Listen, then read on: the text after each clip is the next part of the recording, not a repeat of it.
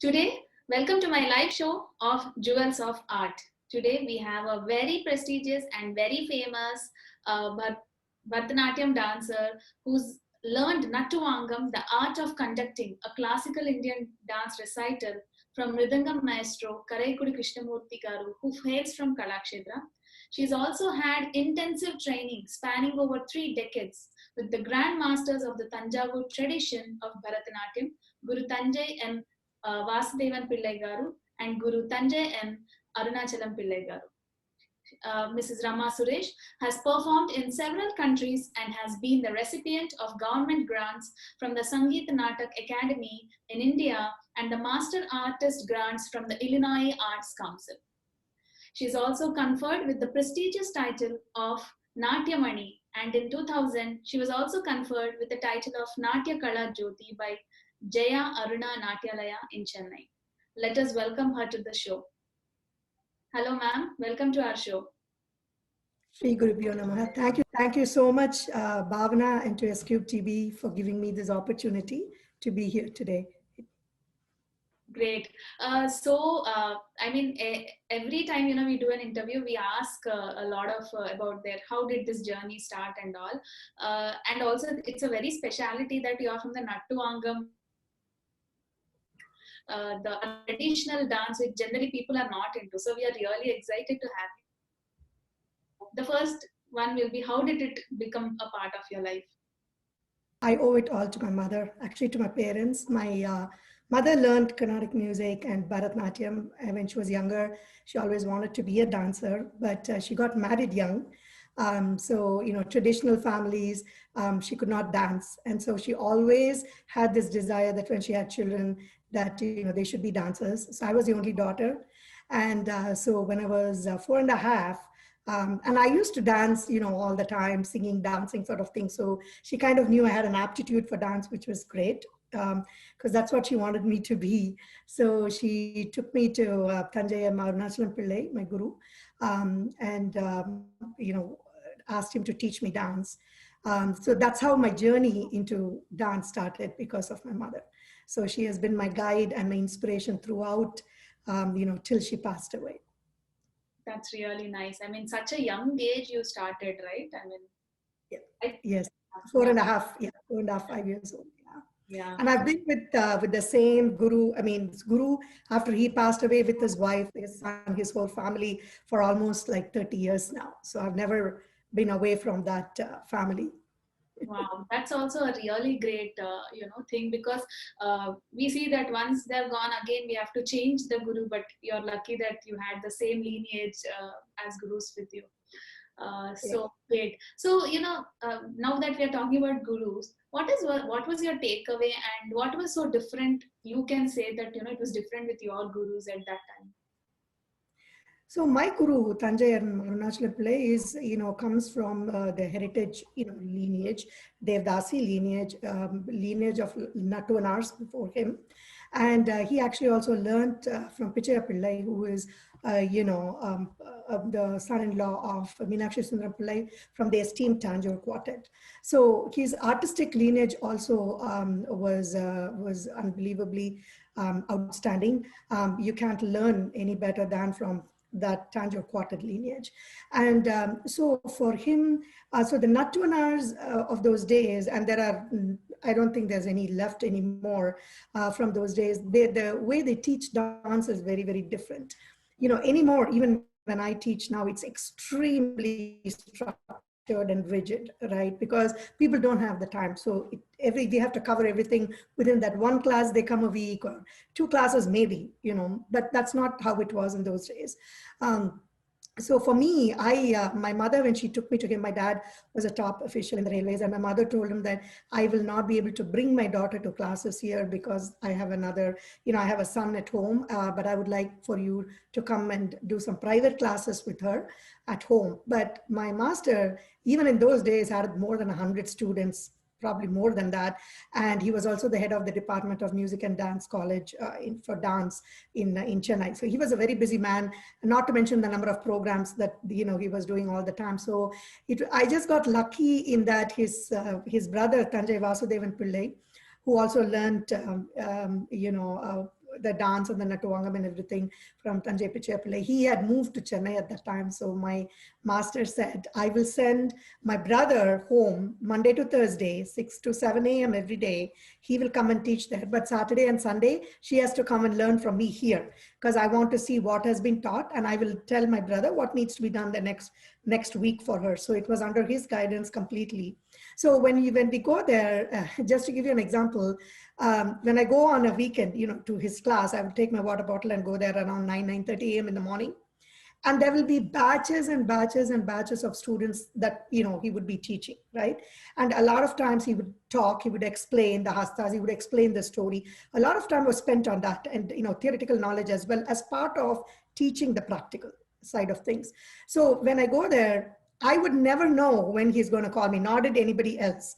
Nobody knows when he's going to call us, with which batch he's going to call us, none of that. So when we go there, we can't say, okay, 1 hour I need to leave. That doesn't work there. When you go there, you be there till they call you, and then you dance and then you leave, right? So it was very, very different. And it could take 2 hours, it would take 3 hours. And I had private classes, so even though I was little, I was very advanced. So most of the people that I used to dance with were older, who were teenagers, older than me, right? Because they were all doing 2 classes a week. I was doing a lot of classes. So he would call me to dance with all of them, or it could be with the youngsters, it could be with anybody. So it's very different. And even the structure of the dance, it's not as structured as we have it now, right? We always do the tattadavus. One of the things he would do is, once you go to a certain point where you do trikala jatis, he would ask us to do 3, 4, 5 trikala jatis at a time, that would increase our stamina. So it depends on the day, what he wants to do with us. Definitely the tattadavus and natadavus and the adavus were always part of the classes. And then whatever else he does it could be different. Sometimes he will just talk. On the theoretical aspects of dance. He would talk about the hereditary dancers, the Devdasi dancers, their lifestyle. He comes from that lineage. So his mother, his great grandmother, and people of of his family were actually Devdasis from the Brihadishwara temple in Tanjore. So he used to talk a lot. So we used to get a lot of knowledge, not just about the dance itself, but also everything surrounding the dance. So we can't quite say that it was very structured. It depends on the day, but everything will be taught from start to finish. It was a very holistic experience, with him. So that's not how we do it now, because people don't have the time, for us to talk so much and explain. I have to take a separate theory class to explain, the theoretical part of it. And then the practical side of it would be a separate class. That's not how it was when I was learning from him at all. Yeah. So do you think that this is the reason that how the face of the Bharatanatyam or any classical dance has changed over the years, decades? Would this be the reason, is what you're asking? It may be. It may be. I think it has changed also because of the lack of time anymore, that even my students, if it's 1 hour, they only have that 1 hour allocated for dance. If I have to take 15 minutes more, it's a problem, because they have other classes that they need to go to. I think because of that, we have to, as teachers, we have to change the structure and change, how it's taught, and make it very, very structured, so that they are able to glean and learn as much as they possibly can within that 1 hour. So a lot of the theoretical knowledge anymore, they get it from the books. They go, I have to do theory classes, they get it from YouTube, things like that, where for us it was entwined with the practical classes. So yes, absolutely, it has changed over a period of time. I think mainly because people don't have the time, and I think many times they don't have the patience for it. Sometimes even in my classes, if I start to talk and explain stories, I have students who say, what, can we just get to the part, and can you just teach us? But they don't understand the value of knowing the story, of anchoring what they're going to do and why they do what they do. So I generally think it's just a lack of time, and I think sometimes lack of patience as well. Yeah. So yeah, I mean, as you said, it's really like, as you said, patience and all these things. I think these are the things that were taught at that time, as you said, waiting for the chance to dance, show it to your guru, and get the all the all the appreciation or where you have gone wrong. So that kind of thing is not there now, as you said. I mean, it has changed. Well, especially with the COVID times, we're Yeah. doing so many classes online.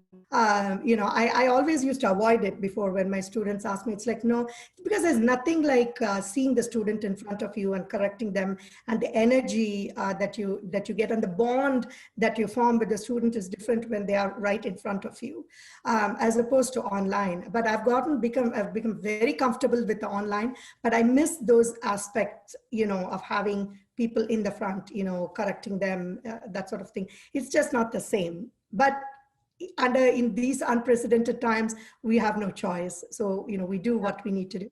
And I think it suits great when people are outside of the town where I live. I've started to teach a number of people who are not in this town, online classes and things like that, Javlis and things like that. So I think in that respect, it works, but there's nothing like having people in front of you and correcting those mistakes, the aramandi, the hands, shoulder level, back straight, whatever. If they're in front of me, you could walk and make them do that. Here, we have to explain, what needs to be done very descriptively. So yeah, there is nothing like it, and there is nothing like spending that kind of time with the guru, because it's, other than just teaching dance, you learn so much more. I mean, as senior students, we were asked to teach, so when students come in, he would tell us, okay, now take alaripu for them. So even while we were learning, we learned how to teach as well, which those things, the kids and students nowadays, they don't get to do, right? Yeah, They have to go through a course to learn how to teach. that is really, yeah. So as you said about teaching, so what inspired you to start taking Bharatanatyam dance classes? And when Actually, did you that was start? Yeah, that was so. When I got married and came, and I was a solo performer for the longest time, even before my marriage and everything. So when I got married and came, and then I had a child, I kind of slacked off a little bit. Took it kind of easy.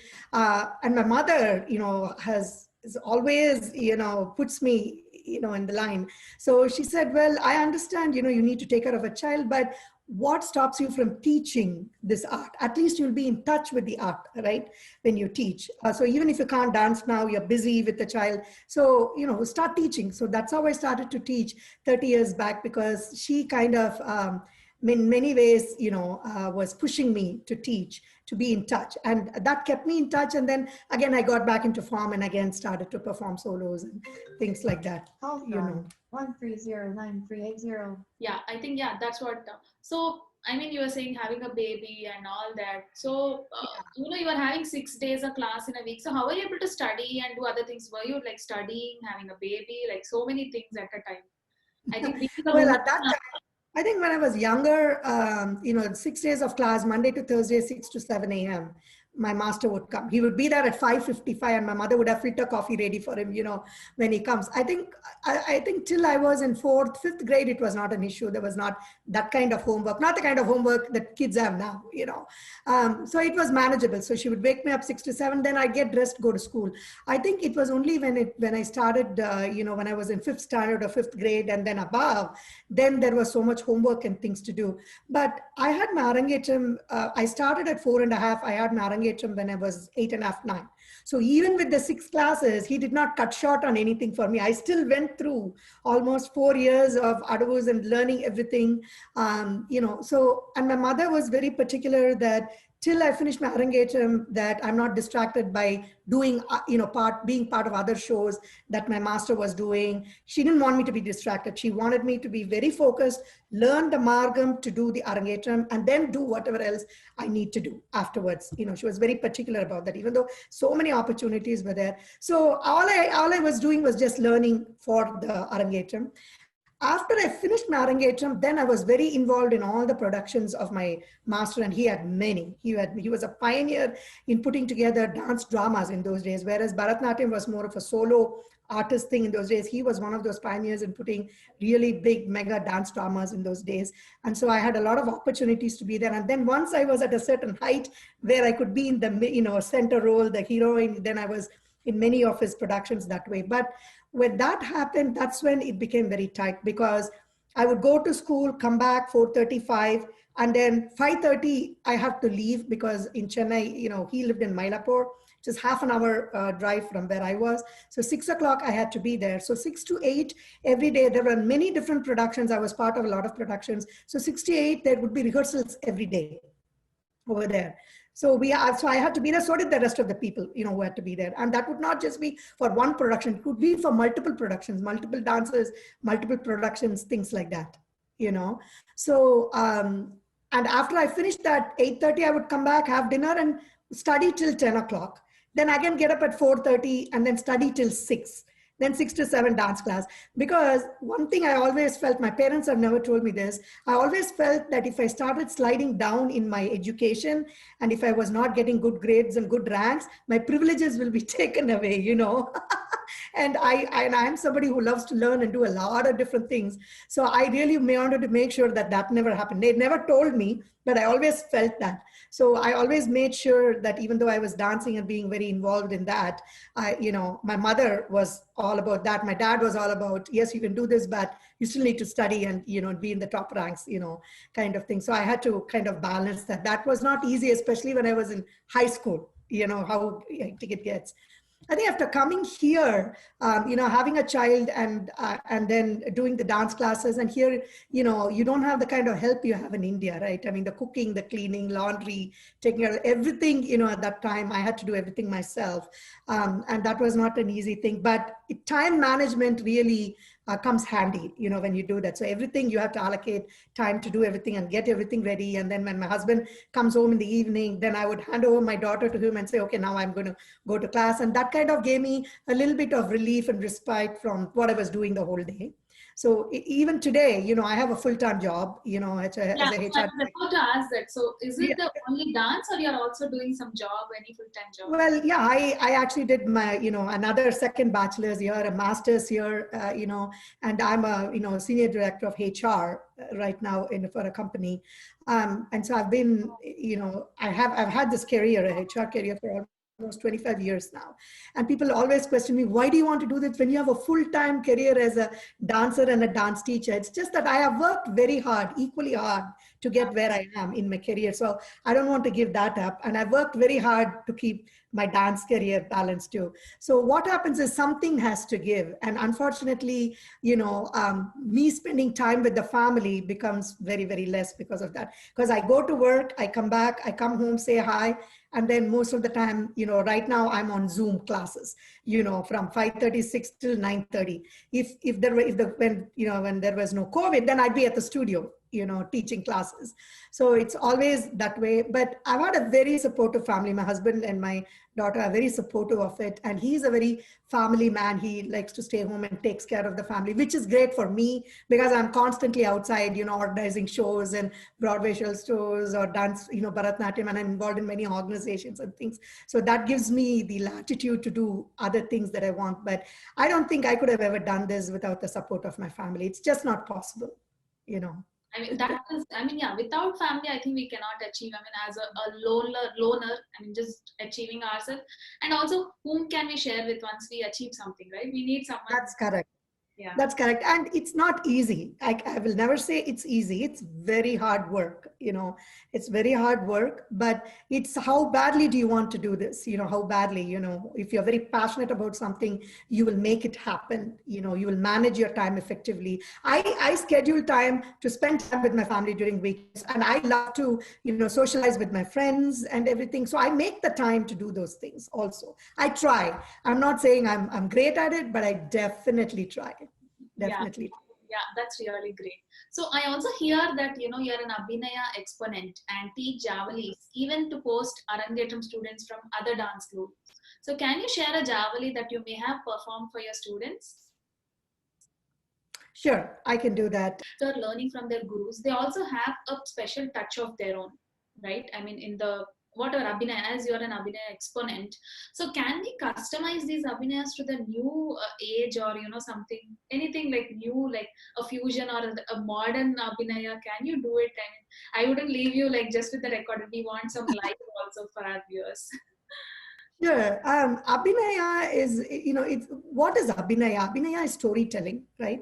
You can tell a story of any time that you live in. right? In the Bharatanatyam, we tell the stories, of course, the epics. We pull from Ramayana, Mahabharata, whatever, Silapadigaram, all kinds of epics, we talk about that. But Abhinaya can also be used, it's just expression, right? Emoting to a story. And it could be something current that we're doing. And we do, nowadays, there's a lot of that going on, which is, and while Bharatanatyam has all these three, key elements of Nritya, and Natya.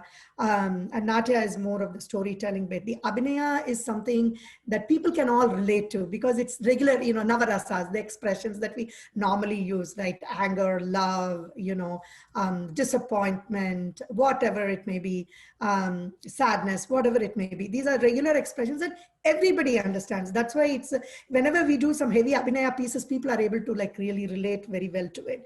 And so Abhinaya, to answer to your question, yeah, it can be customized to any story that you're telling. You just need to you need to know your hastas really well, and you need to be able to put a story together. So you asked me to do something that is modern day, right? That's modern day. So the Javali that you saw is based on in the olden times, and it still is Shringara, which is love, and it is still relevant even till today.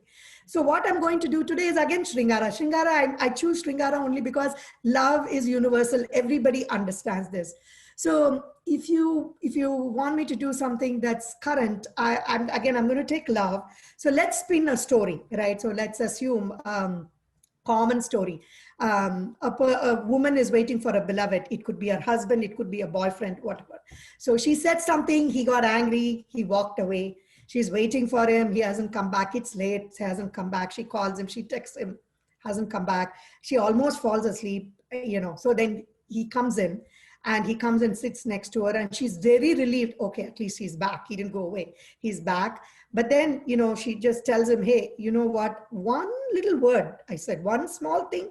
For that, you just get angry and just walk away from the house. And so it'll be like, just like us, right? When we talk, it's like, you're so late coming in. Do you know what I went through? When you come so late and I don't know where you are, normal things, right? When, I don't even know where you are. Do you even understand that, I was, my heart was palpitating and I didn't know if something happened to you.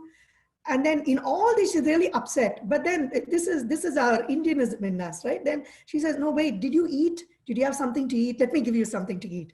So no matter how angry we are, we want to make sure that we take care of the people that we love. So she gives him the food. He doesn't want to eat. He says, you eat. She's like, no, I don't want to eat. If you don't want to eat, she gives away. She's still very, very upset. And then she says that, everybody and out there told me what a nice person you are. You're such a nice guy, 24 karat gold.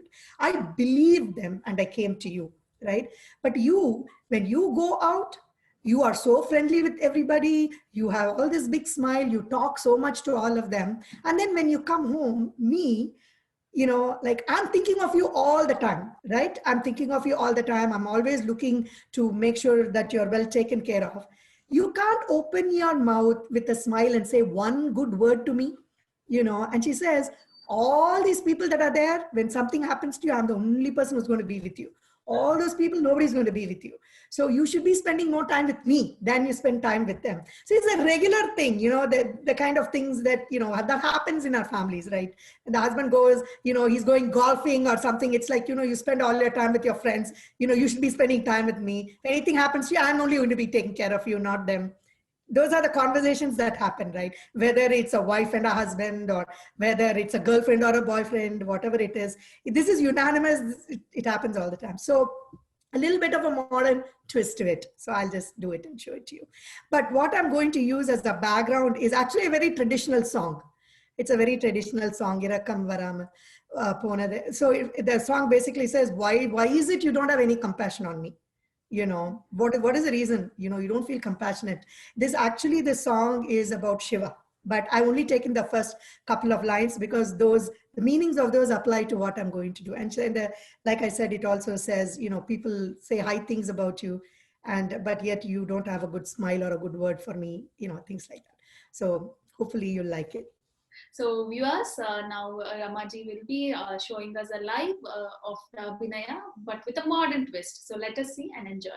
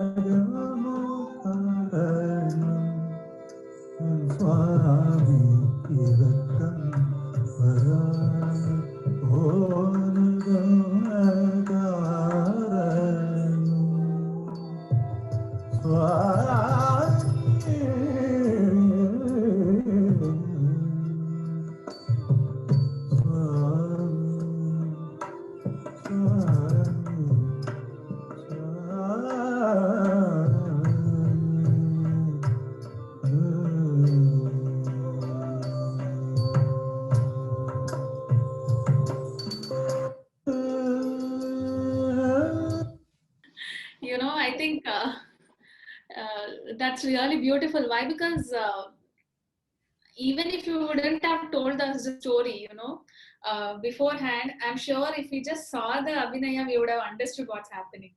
It was so beautiful, actually. Yeah, great. Yeah, you can come forward, I think.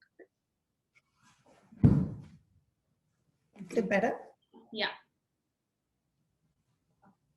yeah. So, I mean, this is one part of it, what you do, but the other part of what you do and you've been like famous for is these Broadway style shows, which you do for charity. So, how did you get started on these? Actually, for that, my inspiration was my father. So, I do a lot of arangetrams. I've been teaching, for almost 30 years. So I always tell my dad, whenever I have an arangetram, I'll keep bothering him to come to US, to see the arangetram. And he has seen a few of them. So one time he said, arangetram, your dance, that's a business, that's commercial. But he said, why don't you, you've been in Peoria, this place where I live in for so long. He said, why don't you take this art that you have learned and use it for a good cause? Do the dance for a good cause. Get the money for it through your dance programs and donate it for a good cause and make a difference in the community that you live in. Give it back to the community. You can do that, but do this. This is more important. And so that got me thinking, which is a very noble thought. And at the same time, for a long time, my dream has always been to see, in Bharatanatyam on the same stage along with ballet, which is a classical dance here for a very long time. So then I thought, why don't I do that sort of a show for a charitable cause. So I went and approached one of the biggest ballet schools in Peoria, and the artistic director was extremely excited. I didn't even have to sell anything to her. She was extremely excited. I told her it'll always be an Indian story that I take from one of our epics, because I want to showcase some of the stories, that have been written from years ago. And while we talk about, the modern day fairy tales, the fairy tales of Cinderella and Sleeping Beauty, we have a number of fairy tales in Mahabharata, love stories, with a slight twist. So I said, I want to showcase some of those stories so that people here come to know of those things. And so my story is going to be Indian, but I would like for you to participate in it. I will script it, because Mahabharata, those stories are not scripted for dance. So I have to script it for dance and put the accent scenes and things like that. And she was very, very excited. So I said, okay, so now I have the ballet who's willing to do it with me. Then the question becomes, what is the cause, right? We have to give it for a good cause. So at that time, I was telling her, but I said, nobody gets to take 1 cent from this show. Whatever money we make, minus the expense of the show, every single cent should be given to charity. And that is the only way that, people can be part of this show. And it took a year to put that show together, because it was a very, very big Broadway-style show that I wanted to put together. So she at that time said her daughter had a congenital heart disease, and she was treated at one of the hospitals here. She said, hey, would you be willing, if we were to donate the money for the kids, who have congenital heart disease? I said, there's nothing like it. Absolutely. Let's do it. So we approached the hospital, the foundation, OSF, and they were very, very thrilled, and they were very supportive of it. In fact, they gave us all the help we need. Even the seed money to start, to do the program of that caliber, they were willing to do it. Such is the faith that they had in me and in us. And I'm so thankful for that. And so we did the very first show, which is Shakuntala for the Forgotten Ring. It was an absolutely sold out show. There were a lot of non-Indians who came to the show, which is mainly the reason why we wanted to do that show, is so that people outside of our Indian community understand the richness of India, in terms of everything, the art, the culture, everything. And I showcase that in all my shows. So the costumes, the lighting, in every way, we make it so colorful, so attractive, that now people expect that here every time. And every show we have had after that has been a sold out show. And we made, like $50,000-$60,000, minus the expenses, and donated it to that very first program, to the OSF Congenital Heart Center, for which, with that money, they got these heart monitors for the little kids to wear, who have heart disease, to track their heartbeat and things like that. So from then, the next show also was Nala Damayanti, which was called In the Shadow of the Swan. the money again was donated to the Continental Heart Center. Then we did another one, and the shadow of the swan, we also went to Dallas and we did it for Metroplex Tamil Sangam. And it was a very, very, very big show, huge show, sold out show. And and every show of mine has about 100, 120 dancers in it. So we started with just the ballet and Bharatanatyam. Then I expanded it, when we did Nala Damayanti or Shadow of the Swan, and included Chinese traditional dancers and Mediterranean dancers in it as well. But they're all, it's not, we don't just plug it in just for the sake of plugging it in. It has to be part of the story. It has to go really well with the story, with the storyline. And of course, all these shows, and even though it's my brainchild, it's my dream, and I script and do these things, I could never do it alone. It's a whole big team of people that work and make this possible, in the prop committee, logistics, marketing team, fundraising team, everything. So it's a whole lot of people that have come together. We have been doing these shows from about 2014 onwards. We have been doing these shows. And like I said, it takes a year to prep for the show because we have 120 dancers. In Dallas show, we had 140 dancers. From, the Indian community was huge, of course, number of dancers from, Indian dancers. But then we also had the Mediterranean dancers, the Chinese classical dancers, a number of ballet dancers. So it was a beautiful union of different cultures that actually showcased an Indian story. And India, they all came together to do the Indian story, and they never took 1 cent. They were all good professional dancers because it was for a charitable cause. Yeah, and so that's my life's dream, to keep doing those kind of shows for good things. We did the last show we did was for the Center for Prevention of Abuse, which is for people, women who have endured domestic violence. That is a place that gives them a place to be there, gets them set up with a job, whatnot. So the money was, and that was Tale of the Anklet, Silapadigaram, which actually is all about two very powerful women, Kannagi and Madhavi. It's a Tamil epic. And so the story went very well with the cause in that one. So yeah, we've been doing these shows with a lot of good help from a lot of different people. Yeah, I think, while you're saying, I feel that there's so much of work, and that's how it takes 1 year, right? Yes, yes, it is. Because none of the stories I've taken, are scripted for dance. So first and foremost, we have to script it for dance.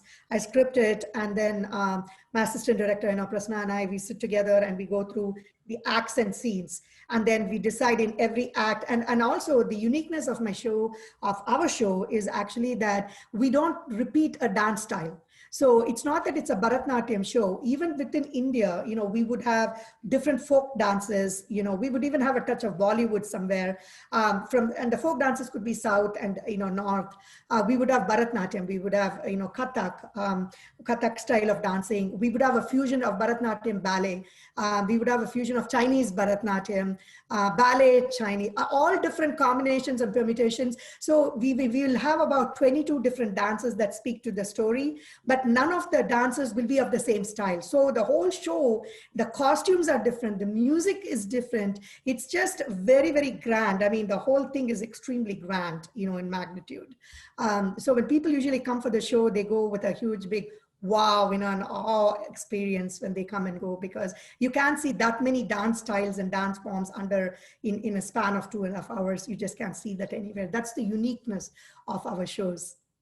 Yeah, while you're saying only, I'm feeling that, wow, kind of like how it must be. I'm just imagining, so I'm sure that's why it takes a year. The costumes themselves, I spend like 2-3 till in the morning, because I get the costumes from India. Right. And even the ballet dancers wear our Indian costumes and they dance with that. So I love to do costumes. So I spend a lot of time with tailors in India, my dance tailors and things like that. And, spend 2-3 months on like 80-100 costumes we need to get. And they're all different dances, different things. We source from other countries as well for costumes and things. That itself takes 2-3 months to get all that put together. Itself takes 2-3 months. And not to talk about, then you have the props, the lighting and things that, My student Prasanna takes care of that kind of stuff. So we divide what we need to do, and then we all come together and the show just comes out to be spectacular. There's tech rehearsals and all kinds of things. When you have that many people, just managing the people takes so much time. And then explaining it to the ballet what we want them to do for that, or to the Chinese, because they're not familiar with their stories. So they need to understand it. And then we need to help them with the choreography so that it goes with what we want, sort of thing. So yeah, it does definitely take a year to put a show together. Yeah, that is really true. I mean, as you said, it would take that much time. Yeah.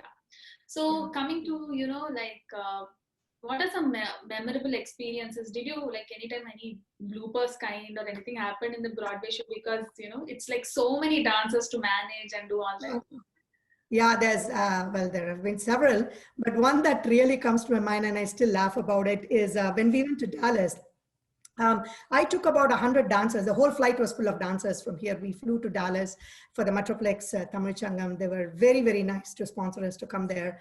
And we were doing, again, for a charitable endeavor. So when we went there, I had dancers from here, and I also had dancers from Dallas that were part of the show. So some of the community dancers in Dallas wanted to be part of the show. So of course, they cannot be in any of the dance numbers because they don't know the dance numbers. So, my assistant director Prasanna said, why don't we just make them guards? At least they just want to be on the show, because it's a very big show, they wanted to be there. So I said, okay, so he made them as guards, over there. So if you know the story of Nala and Damayanti, Nala is the king, and he actually plays the game of dice, and he loses in it, and he loses everything, including his own kingdom, sort of thing. So when he plays the dice and he keeps losing things, one of the things he loses is his crown, his everything. The last thing is the kingdom.